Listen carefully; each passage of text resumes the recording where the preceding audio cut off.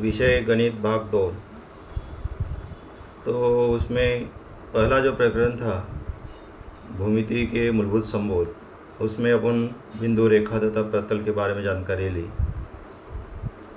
तो बिंदु रेखा तथा प्रतल की परिभाषाएं नहीं हो सकती, परंतु उसका अर्थ आपने समझ में आ गया होगा।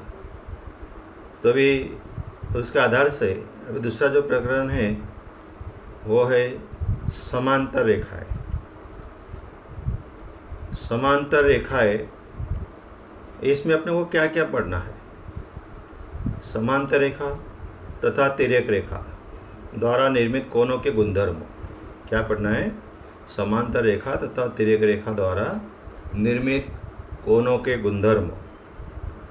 दूसरा, समांतर रेखाओं की कसौटियाँ। जो समांतर रेखाओं की कसौटियाँ है वो पढ़ना है अपने को। समांतर रेखाओं के गुणधर्मों का उपयोग, ये जो गुणधर्म है, जो कसौटियाँ है, इसका उपयोग किस तरह होता है, इसके बारे में इस प्रकरण में अपने को जानकारी लेनी है। अभी समांतर रेखाएं, समांतर, सम अंतर, मतलब कोई भी दो पिंड में समान अंतर हो और वो दोनों पिंड एक ही प्रतल में हो, एक ही जगह पे, मतलब अलग अलग नहीं। उदाहरण देना है तो अपने को उदाहरण दे सकते हैं अपन। रेल की पटरी, रेल की पटरी कैसे समांतर है, दोनों पटरी कभी एक दूसरे से जुड़ती नहीं है, इसलिए वो समांतर ही है और इसलिए रेल आसानी से चल सकती है। या अपने घर की जो खिड़की होती है, विंडो जो होती है, उसके जो रॉड होते हैं वो भी समांतर होते हैं। तो ऐसे अलग अलग उदाहरण अपन दे सकते हैं। समांतर रेखाएं किसे कहते हैं? समांतर रेखा, अभी नीचे परिभाषा दी है, देखो। एक ही प्रतल में स्थित परंतु प्रतिच्छेदित न करने वाली, एक ही प्रतल में स्थित परंतु परस्पर प्रतिच्छेदित न करने वाली रेखाओं को समांतर रेखाएं कहते हैं। एक ही प्रतल में, अभी नीचे जो आकृति दी गई है अपने को, उसमें एक प्रतल दिया गया है और उस प्रतल में L और M दो रेखाएं दी गई है और दोनों रेखाएं कैसी है? समांतर है। मतलब उनमें जो अंतर होता है वो लंब 90 अंश का ही होता है, उसमें लंब बोलते हैं उसको। तो दोनों की जो दूरी होती है, जो अंतर होता है, वो समान होता है। कहीं भी लो पॉइंट उस रेखाओं पर और उस पर लंब डालो नीचे की भुजा पर, अब रेखा पर, तो भी वो लंब होगा। तो दोनों रेखाएं एक दूसरे को प्रतिच्छेदित नहीं करती है और एक ही प्रतल में समाविष्ट होना चाहिए। जैसे उदाहरण लिया, अपनी घर की जो दीवारें हैं, 4 दीवार होती है, तो दोनों आमने सामने वाले दीवारों पर ये दो रेखाएं खींची, अपन दो समांतर नहीं कहा जाए। तो क्या बोला है? एक ही प्रतल पे, मतलब एक ही दीवार पे होनी चाहिए दोनों रेखाएं, तभी वो समांतर हो सकती है। दोनों दीवारें समांतर है परंतु रेखाएं समांतर होने के लिए वो एक ही प्रतल में होना आवश्यक है। ये अपने ध्यान में आया होगा। और इसलिए समांतर रेखा, इसका अर्थ समझ में आया कि जिन दो रेखाओं में अंतर समान होता है और वो एक दूसरे को प्रतिच्छेदित नहीं करती है परंतु एक ही प्रतल में समाविष्ट होती है, उसे क्या कहते हैं? समांतर रेखा। अभी चलते आगे, गुणधर्म देखते हैं। महत्वपूर्ण गुणधर्म, परस्पर प्रतिच्छेदित करने वाली दो रेखाओं द्वारा निर्मित शीर्षाभिमुख कोण सर्वांगसम होते हैं। ये जो पहला गुणधर्म है, परस्पर प्रतिच्छेदित करने वाली दो रेखाओं द्वारा निर्मित शीर्षाभिमुख कोण सर्वांगसम होते हैं। दूसरा गुणधर्म है, रेखीय युगल कोण परस्पर संपूरक कोण होते हैं। तीसरा गुणधर्म है, संगत कोणों की एक जोड़ी सर्वांगसम है तो संगत कोणों की अन्य जोड़ी भी सर्वांगसम होती है। चौथा गुणधर्म है, यदि एकांतर कोणों की एक जोड़ी सर्वांगसम होती है तो एकांतर कोणों की अन्य जोड़ियां भी सर्वांगसम होती है। पांचवा गुणधर्म है, यदि तिर्यक रेखा के एक ही ओर निर्मित अंत कोणों का योगफल 180 अंश हो तो अंत कोणों की अन्य जोड़ियों के माप का भी योगफल भी 180 अंश होता है। ये जो 5 गुणधर्म दिए गए हैं अपने को, तो इसमें अपन पहला जो गुणधर्म है उसके बारे में सोचते हैं। परस्पर प्रतिच्छेदित करने वाली, अभी दो रेखाएं एक दूसरे को कितने बिंदु पे प्रतिच्छेदित करेगी? एक ही बिंदु पे प्रतिच्छेदित करती है। कितने? एक बिंदु पर। और दो रेखाओं द्वारा निर्मित कोण कितने होंगे? प्रतिच्छेद करने के बाद 4 कोण निर्मित होते हैं। कितने? 4। तो शीर्षाभिमुख कोण मतलब आमने सामने वाला जो कोण होता है उसको शीर्षाभिमुख कोण होता है। और शीर्षाभिमुख कोण कैसे होते हैं? सर्वांग सम होते हैं। सर्वांग सम मतलब समान होते हैं। दूसरा गुणधर्म है, ये जो गुणधर्म है अपन 8वीं तक पढ़े हुए हैं, इसलिए तुम्हें ज्ञात होगा कि शीर्षाभिमुख कोण किसे कहते हैं, रेखीय युगल कोण किसे कहते हैं। तुम्हारे लिए थोड़ा नया एक ही है, ये संगत कोण, एकांतर कोण और अंत कोण। इसके बारे में थोड़ी बहुत जानकारी अपने को 8वीं तक हो गई है। रेखीय युगल कोण किसे कहते हैं? रेखीय युगल कोण, रेखीय मतलब एक ही रेखा पर दो संलग्न कोण, एक ही रेखा पर, एक सरल रेखा पर दो संलग्न कोण जो होते हैं उनका माप कितना होता है? 180 होता है, दोनों का योगफल। इसलिए उनको क्या कहते हैं? संपूरक कोण कहते हैं। क्या कहते हैं? संपूरक कोण। तीसरा गुणधर्म है संगत कोण। अभी यदि कोई दो रेखाएं समांतर हो और उसको एक तिर्यक रेखा द्वारा प्रतिच्छेदित किया गया हो तो वहाँ पे कोणों की कितनी जोड़ियाँ तैयार होती है? 8 जोड़ियाँ तैयार होती है। कितनी? 8 जोड़ियाँ। 8 जोड़ियों में से 8 कोण तैयार होते हैं, 8 जोड़े नहीं, 8 कोण। उसमें से 4 जोड़ियाँ जो होती है वो संगत कोणों की होती है।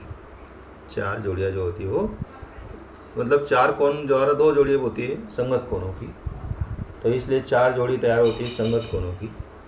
उसके बाद एकांतर कोणों की 2 जोड़ियाँ होती है और अंत कोणों की 2 जोड़ियाँ होती है। इस प्रकार 8 जोड़ियाँ तैयार होती है। समांतर रेखा द्वारा एक तिर्यक रेखा द्वारा काटने पर 8 कोण बनते हैं, परंतु 8 कोण से 8 जोड़ियाँ बनती है। उसमें 4 जोड़ियाँ जो होती है वो संगत कोणों की होती है, 2 जोड़ियाँ एकांतर कोणों की होती है और 2 जोड़ियाँ अंत कोणों की होती है। इस तरह से 8 जोड़ियाँ बनती है। तो ये जो गुणधर्म है इतना ध्यान में रखो तुम कि शीर्षाभिमुख कोण सर्वांग सम होते हैं, रेखीय युगल कोणों का माप 180 अंश होता है, संगत कोण सर्वांग सम होते हैं, एकांतर कोण भी सर्वांग सम होते हैं, अंत कोणों का माप 180 होता है। ये जो मेन पॉइंट है वो याद रखो। ये कभी भी अपने को उदाहरण हल करते समय इसका उपयोग होता है। 8वीं में हुआ होगा, तो 8वीं में थोड़ा बहुत जानकारी कम थी, परंतु 9वीं में ज़्यादा है, तो 9वीं से 10वीं में ज़्यादा इसका उपयोग होता है। इसलिए कौन सा गुणधर्म कब कहाँ लगेगा वो उदाहरण पर आधारित है।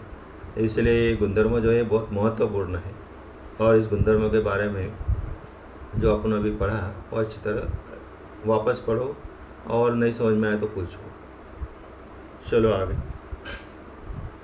पहला जो प्रमेय है अंत कोणों का प्रमेय। अंत कोण, अभी आकृति का निरीक्षण करो, उसमें कौन सी 2 रेखा समांतर है? उसमें रेखा यल और यम, ये 2 रेखा समांतर है और उनकी तिर्यक रेखा कौन सी है? यन है। कौन सी है? यन। और अंत कोण डी और सी ये दोनों अंत कोण है और ए और बी ये भी अंत कोण है। मतलब अंत कोणों की कितनी जोड़ियाँ हैं? 2। मतलब यहाँ पर अपने को जो दी गई जानकारी है ए प्लस बी का माप 180 होगा और डी प्लस सी का भी माप कितना होगा? 180। दोनों कौन सी जोड़ियाँ है? अंत कोणों की जोड़ियाँ है।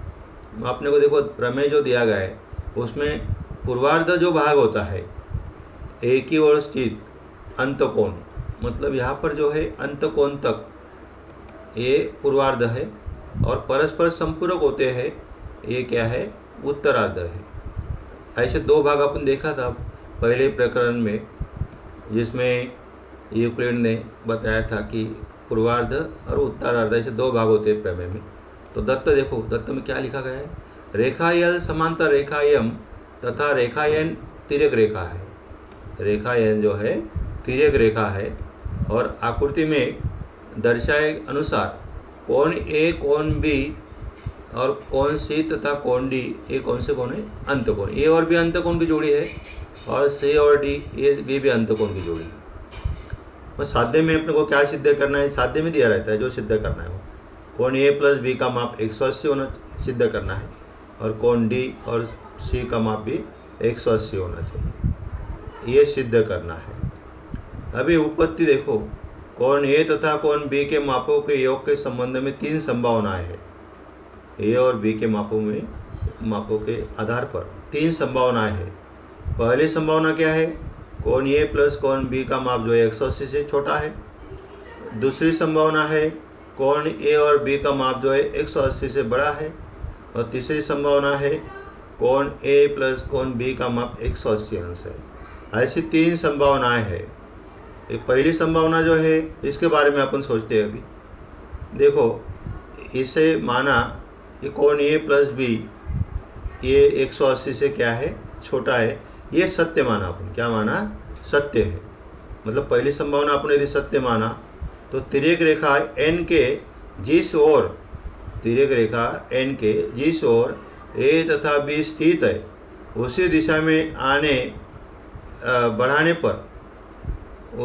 बढ़ाने पर रेखा L तथा रेखा M को परस्पर प्रतिच्छेदित करेगी। यूक्लिड जो है, यूक्लिड का अभिगुरुत द्वारा। तो इसमें ये जो दिया गया है ए और बी, ये समांतर रेखाएं बढ़ाने पर ए और बी और उसकी तिर्यक रेखा कौन सी है? n है। तो 180 से कम है पहली संभावना जो है। तो परंतु रेखा L तथा रेखा M परस्पर समांतर रेखा है। L और M क्या है? समांतर रेखा है। और कोण ए प्लस कोण बी 180 से छोटा है। ये संभव है, ये असंभव है। क्या है? ये असंभव। कारण क्या है कि L और M यदि समांतर हो तो a प्लस बी का माप कितना होगा? 180 होता है। कितना होता है? 180। परंतु आपने को पहली संभावना क्या दी है? 180 से छोटा है, इसलिए ये असंभव है। अब माना कि कोण ए प्लस कोण बी 180 से बड़ा है, ये संभव है। पहला तो असंभव हो गया। दूसरा यदि संभव है तो इसके बारे में देखते हैं। अभी कोण ए प्लस बी 180 से बड़ा है, परंतु कोण ए प्लस डी कितना है?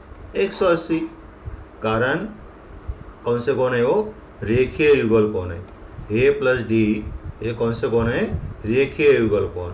और बी प्लस सी भी कौन से कोण है? रेखीय युगल कोण। इसका माप भी कितना है? 180 है।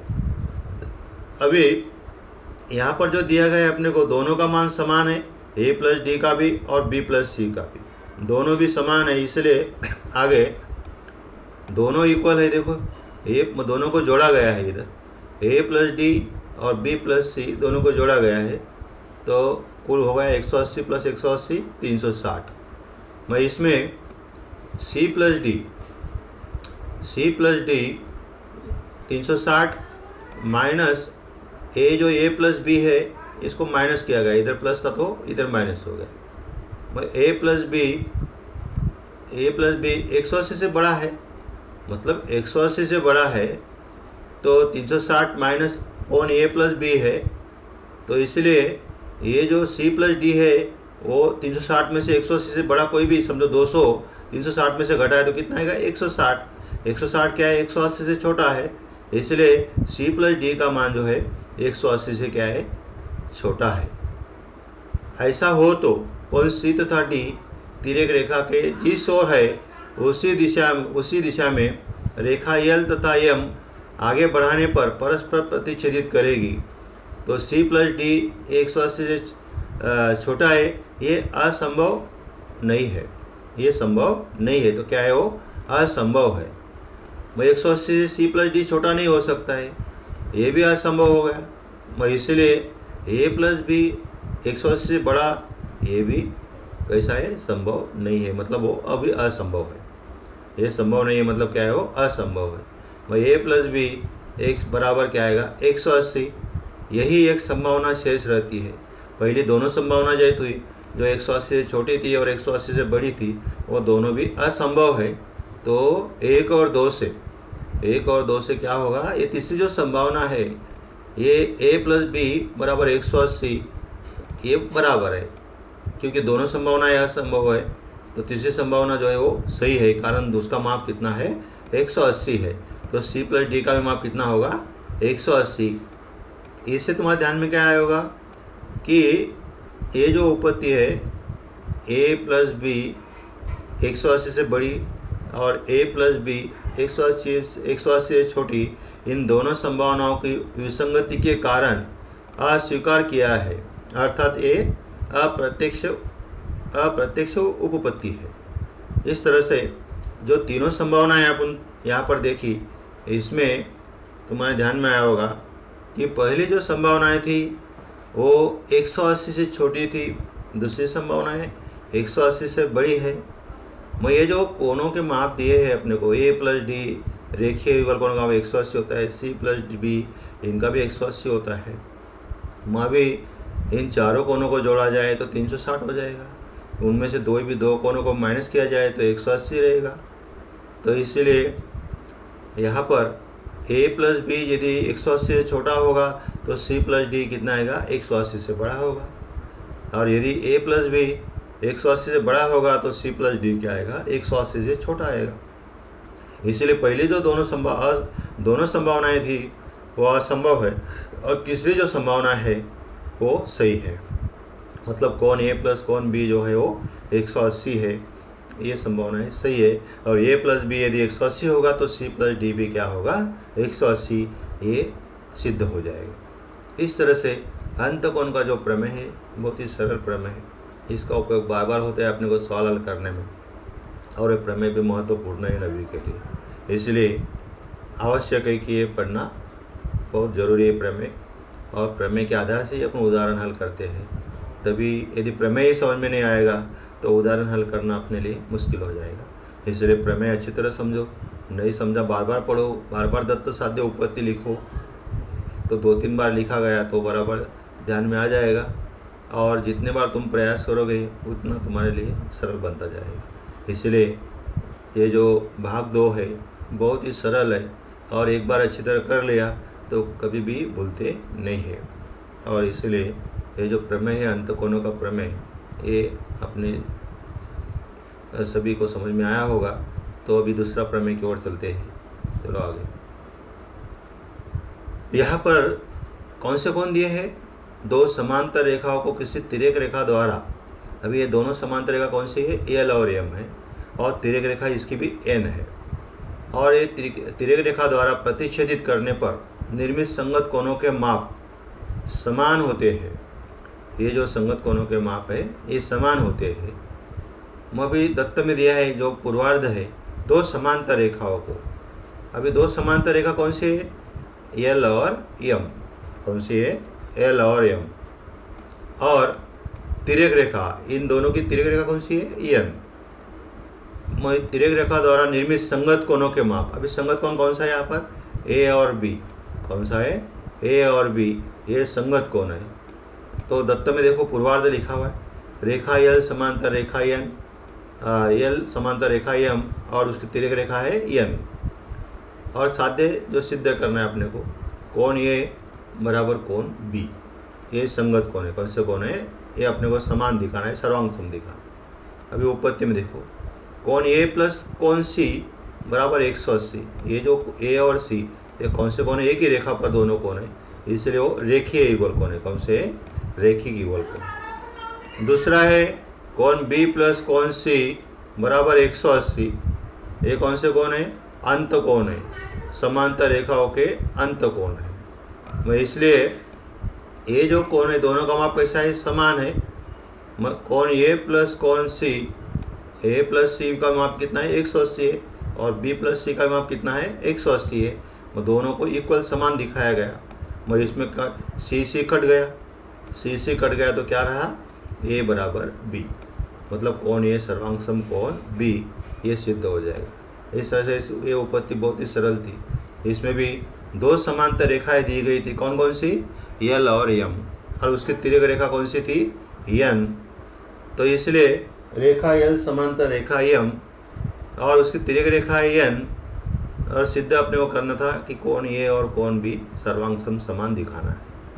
तो अपन पहले क्या किया, कोण ए प्लस कोण सी बराबर 180, रेखीय युगल कोण और कोण बी प्लस कोण सी, उसका माप 180। ये दोनों अंत कोण है। ए और सी रेखीय युगल कोण था, बी और सी अंत कोण है, क्योंकि समांतर रेखाओं के मध्य बीच में दोनों कोण है, इसलिए उनको अंत कोण कहते हैं। वो कोण ए प्लस कोण सी बराबर कोण बी प्लस कोण सी, तो यहाँ पर सी सी कट गया, तो कोण ए बराबर कौन सा कोण आया, बी। इस तरह से दोनों कौन से कोण है, संगत कोण है। इस तरह से सिद्ध हो गया। चलो आगे। अब ये प्रमेय में देखो क्या दिया है। इस प्रमेय में दिया है दो समांतर रेखाओं को किसी तिर्यक रेखा द्वारा प्रतिच्छेदित करने पर निर्मित एकांतर कोणों के माप समान होते हैं। एकांतर कोणों के माप समान होते हैं, मतलब पूर्वार्ध कहाँ तक है, दो समांतर रेखाओं को किसी तिर्यक रेखा द्वारा प्रतिच्छेदित करने पर, यहाँ तक क्या है, पूर्वार्ध है। और उत्तरार्ध कौन सा है, एकांतर कोण समान होते हैं। और दत्त में देखो वही लिखा है, रेखा यल समांतर रेखा यम, आकृति में वही दिखाया गया है, रेखा यल समांतर रेखा यम, और उनकी तिर्यक रेखा कौन सी है, एन है। एन जो है तिर्यक रेखा है। और सिद्ध क्या करना है, एकांतर कोण। अभी डी का एकांतर कोण कौन सा है, बी। कौन सा है, बी। में ये दोनों समान दिखाना है अपने। एकांतर कोण समान दिखाने के लिए उपपत्ति में देखो पहला क्या लिखा गया है, डी प्लस सी। डी प्लस सी जो है रेखीय युगल कोण है, डी प्लस सी रेखीय युगल कोण है। और सी प्लस बी जो है वो अंत कोण है। कौन से कोण है, अंत कोण है। अभी इस डी प्लस सी 180 है और सी प्लस बी कितना है, 180 है, तो ये अंत कोण है। इसमें 180 समान है, तो कोण डी प्लस सी बराबर कोण सी प्लस बी, ये इक्वल आया। तो ये दोनों का माप 180। तो इसमें क्या कटा, सी सी कट गया, तो क्या रहा, डी बराबर बी। और डी बराबर बी कौन से कोण है, ये एकांतर कोण है। और एकांतर कोण कैसे है, समान है। इसमें ये जो प्रमेय है, दो समांतर रेखाओं को किसी तिर्यक रेखा द्वारा प्रतिच्छेदित करने पर निर्मित एकांतर कोणों के माप समान होते हैं। ये आकृति में डी और बी कौन से कोण है, एकांतर कोण है। और डी और सी कौन से कोण है, वो रेखीय युगल कोण है। और बी और सी ये अंत कोण है, मतलब अंत कोणों का मापों का योगफल 180 होता है और रेखीय युगल कोणों का माप भी 180 होता है। दोनों को समान दिखाया, उसमें कोण सी कट गया, तो कोण डी बराबर कोण बी आया। तो ये इस तरह से ये जो है एकांतर कोण अपन समान दिखाए गए। धन्यवाद।